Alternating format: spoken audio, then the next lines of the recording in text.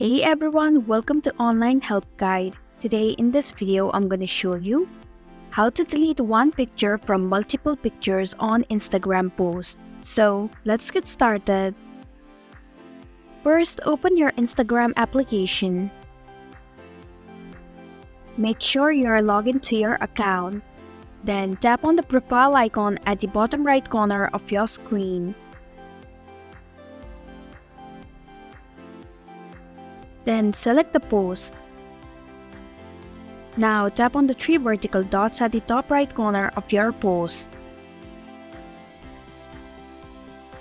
Then select Edit option.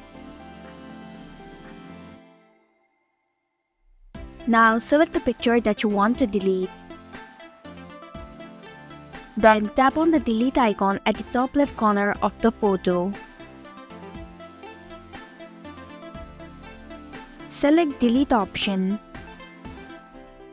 And this is how you can delete one picture from multiple pictures on Instagram posts. Thanks for watching Online Help Guide. If you like this video, hit the like button and drop a comment with any questions or feedback. If you are new, subscribe and click the bell icon to stay updated on our future videos.